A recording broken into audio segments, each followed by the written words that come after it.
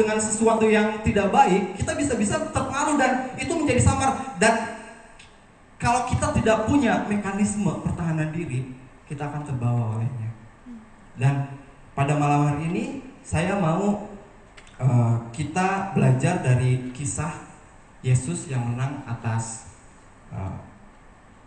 pengaruh dari iblis. Kita buka di dalam Matius 4 ayat 1 sampai 11.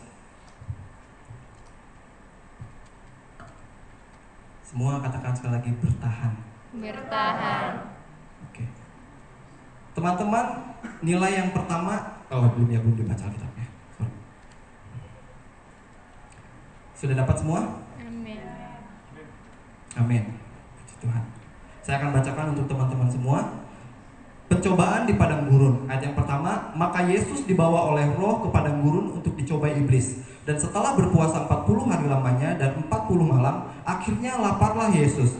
Lalu datanglah si pencoba itu dan berkata kepadanya, jika engkau anak Allah, perintahkanlah supaya batu itu menjadi roti. Tetapi Yesus menjawab, ada tertulis, manusia hidup bukan dari roti saja, tetapi dari setiap firman yang keluar dari mulut Allah. Kemudian iblis membawanya ke kota suci dan menempatkan dia di hubungan bait Allah. Lalu berkata kepadanya, jika engkau anak Allah, jatuhkanlah dirimu ke bawah, sebab ada tertulis mengenai engkau, ia akan memerintahkan malaikat-malaikatnya dan mereka akan menatang engkau di atas tangannya, supaya kakimu jangan terantuk kepada batu. Yesus berkata kepadanya, ada pula tertulis, janganlah engkau mencobai Tuhan Allahmu. Dan iblis membawanya pula ke atas gunung dan yang sangat tinggi dan memperlihatkan kepadanya semua kerajaan dunia dengan kemegahannya dan berkata kepadanya, semua itu akan kuberikan kepadamu jika engkau menyembah aku. Maka berkatalah Yesus kepadanya, enyahlah iblis, sebab ada tertulis, engkau harus menyembah Tuhan Allahmu dan hanya kepada dia sajalah engkau berbakti. Lalu iblis meninggalkan dia dan lihatlah malaikat-malaikat datang melayani Tuhan Yesus.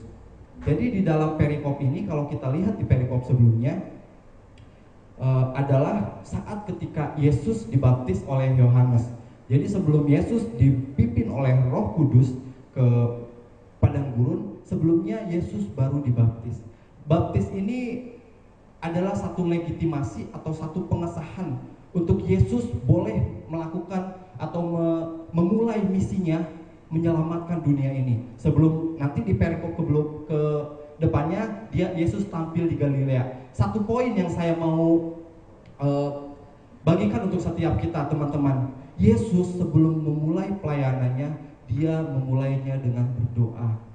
Dia memulainya dengan bukan dengan sesuatu yang langsung gitu. Ada persiapan rohani, dan itu dipimpin oleh Roh. Oke.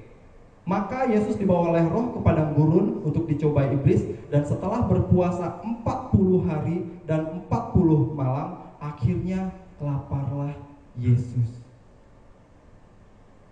Si pencoba itu dalam bahasa aslinya itu peirezo dalam bahasa Yunani, yang bisa diartikan si pencoba, si penggoda, kalau pakai bahasa saya si penghasut.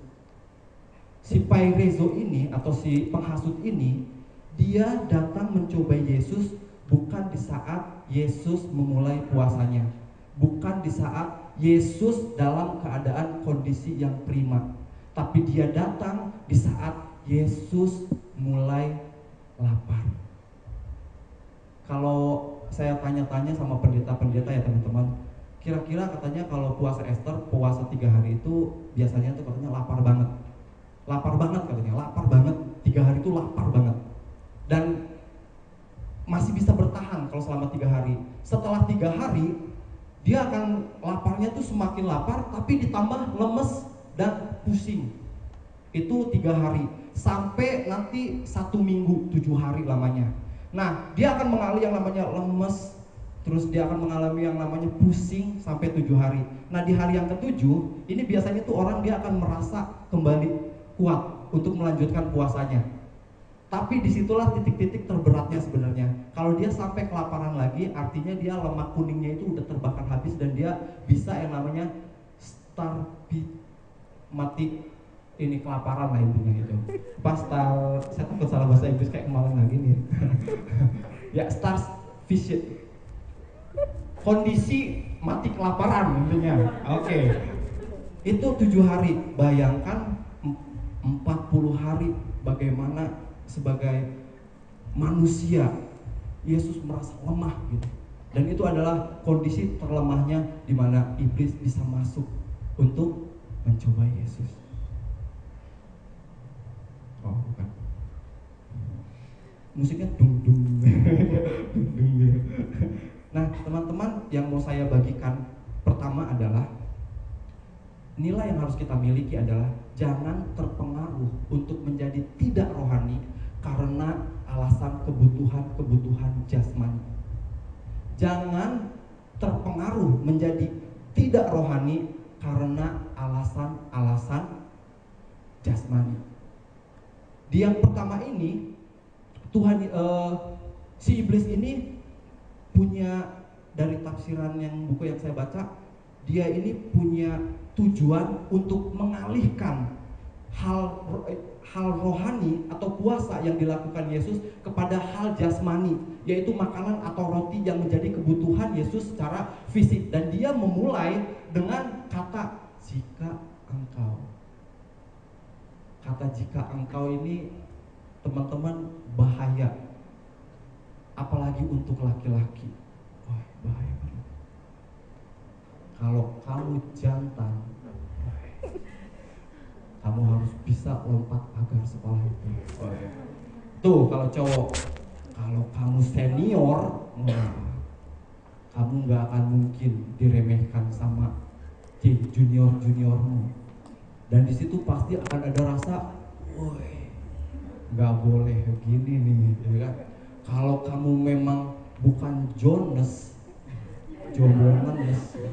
pasti ke gereja punya gandengan, ya kan? Kata jika ini bahaya, teman-teman, dan iblis tahu gitu. Iblis pakai kata-kata yang cuman satu kata tapi nyayat gitu, mengiris-ngiris ke hati gitu. Kalau kamu gitu memang bukan jomblo dikejar usia, ya kan? Kalau kamu memang pria sejati, gitu, kamu harus udah nyoba ini. Cowok tuh harus nyoba ini dulu baru jadi cowok. Siapa yang pernah digituin sama temennya? Ya yakin semua lah, saya tuh korban paling pengalaman. Dan sebagai 100% manusia, seharusnya Tuhan Yesus itu dia terpengaruh gitu. Seharusnya terpengaruh. Tapi apa yang dikatakan Yesus ketika iblis si pencoba itu mengatakan itu, ya, teman-teman, 40 hari berpuasa dalam keadaan kondisi fisik yang sangat lemah. Logis nggak kalau Tuhan Yesus makan? Logis. Kebutuhan tubuh logis. Sama dengan kita, logis nggak kalau kita butuh istirahat di saat capek, butuh makan di saat lapar, butuh hiburan di saat bosan, dan butuh uang untuk membiayai itu semua, dan butuh kerja gitu untuk bisa melakukan itu semua. Iya kan? Logis ya. Tapi seberapa banyak kita meninggalkan sesuatu yang rohani itu demi sesuatu yang jasmani? Iya atau ya? Aduh, rohani terus ini. Ya, nggak apa-apa. Main, kalau misalnya doa pagi gitu, Pak, ya, Instagram lebih menarik gitu ya, untuk memberikan semangat di dalam diri gitu. Wah, kalau melihat statusnya dia tuh kayak ada timbul gairah gitu ya. Langsung gitu, langsung dibantu. Soalnya dia bilang katanya cewek yang baik itu yang bisa membuat kopi gitu. Langsung bikin roti sandwich katanya. Langsung. Yang sebenarnya kalau dibilang logis ya logis gitu. Seberapa banyak orang yang meninggalkan doanya untuk pekerjaan. Kalau nggak kerja nanti nggak ini, tapi seminggu doa cuma sekali. Seringkali kita menggunakan sesuatu yang kelihatannya logis, kebutuhan jasmani, untuk kita apa? Menangkal gitu. Dan itu secara alami kita dapat di dalam diri kita karena pengaruh-pengaruh yang kita tidak sadari, dan kita tidak punya mekanisme itu, self defense mechanism. Jangan terpengaruh untuk tidak menjadi rohani karena kebutuhan-kebutuhan jasmani. Si pencoba itu mencoba mengalihkan Yesus dari hal yang rohani, puasa, pada hal yang jasmani, roti dan makanan. Tapi apa yang Yesus jawab? Manusia hidup bukan hanya dari roti saja, melainkan dari firman Tuhan. Saya tuh paling jengkel sama teman saya, namanya tuh Udut dia itu. Kalau diajak makan, dia tuh selalu makananku bukan roti, makananku tidak hanya roti, melainkan firman Tuhan gitu. Tapi ayo ditraktir, oh ayo. Kadang ada orang yang dibercandain gitu ya. Jadi kadang memang pesannya tuh kayak hilang. Jadi yang penting baca firman, gak usah makan. Banyak orang jadi larinya ke situ gitu. Ya itu juga pengaruh sih. Pengaruh yang ya bercanda, tapi ya itu terjadi. Nah, maksud dari Tuhan Yesus, karena manusia bukan hidup tidak dari roti saja, melainkan firman Tuhan gitu yang keluar dari mulut Allah.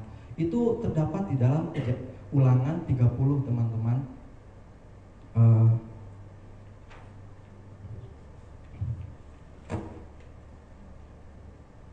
Ulangan 8 ayat 3.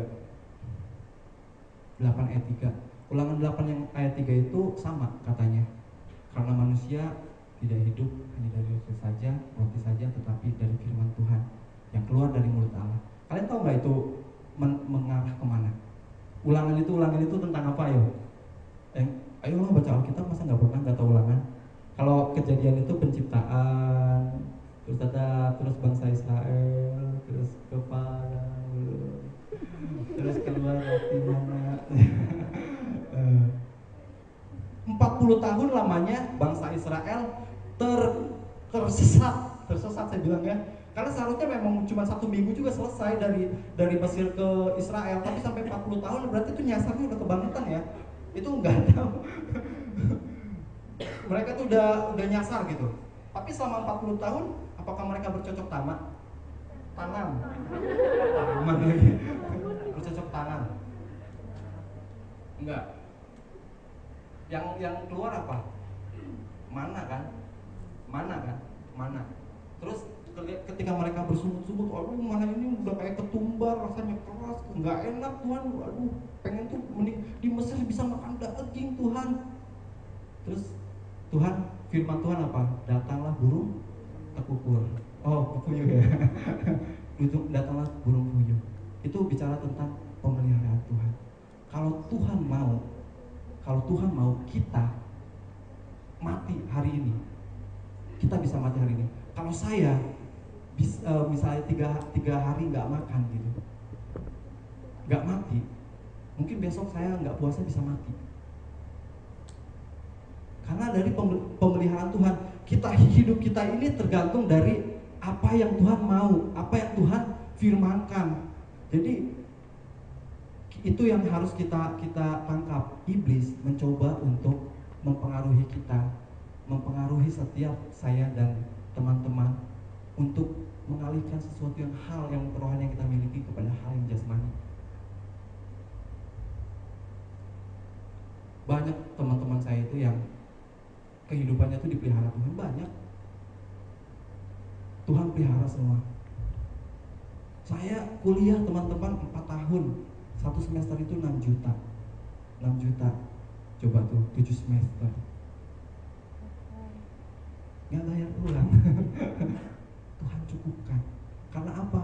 Karena kalau Tuhan sudah buka jalan, kalau firman-Nya itu dinyatakan di dalam kehidupan kita pasti terpelihara. Dan kita harus percaya itu. Jangan takut dibilang sok rohani kalau kamu tinggalkan pergaulanmu, malam minggumu dengan temanmu, doa pagimu. Sekarang tuh orang malu WA lagi apa, lagi doa gitu. Malu ya sekarang ya. Jangan lu mau muna katanya munaroh gitu. Munafik lah. Ya. Dan yang kedua, setan mengarahkan kita manusia kepada hal yang jasmani, itu yang dia lakukan. Dan Yesus tetap mengarah kepada hal yang rohani. Jangan malu menjadi seorang yang rohani, jangan terpengaruh untuk tidak menjadi rohani karena hal jasmani kehidupan kita.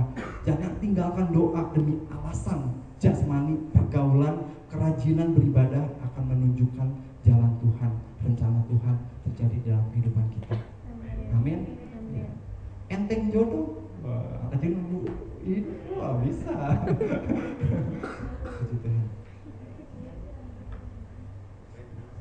Nah, teman-teman, yang kedua yang mau saya buat, yang pertama tadi jangan terpengaruh untuk menjadi tidak rohani karena apa? Kebutuhan jasmani. Yang kedua, jangan terpengaruh untuk baca dulu ayatnya. Maaf ya, maaf. Tetap nih ayat yang kelima. Kemudian iblis membawa Yesus ke kota suci dan melemparkan dia dan menempatkan dia di bubungan bait Allah. Lalu berkata kepadanya, "Jika engkau anak Allah, jatuhkanlah dirimu ke bawah, sebab ada tertulis mengenai engkau, ia memerintahkan malaikat-malaikatnya dan berkata akan menatang engkau di atas tangannya." Jadi Yesus dibawa ke bubugan atau atap-atap, ya, ujung-ujung atap itu, dan dicobai. Kalau kamu anak Allah, kamu jatuh aja, malaikat pasti tangkap kamu.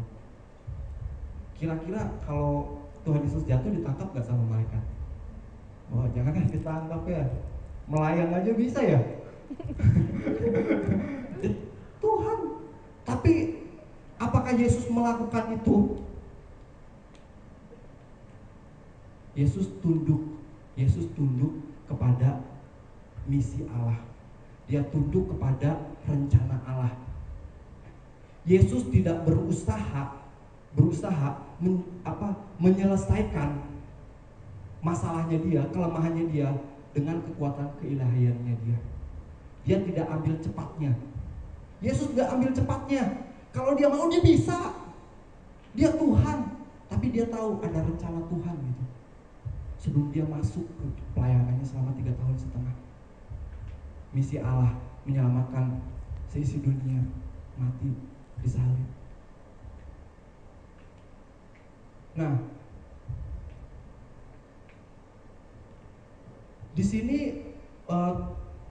tujuan dari iblis adalah untuk mencoba membuat Yesus malah menjadi dalam tanda kutip tidak percaya dengan rencana Allah.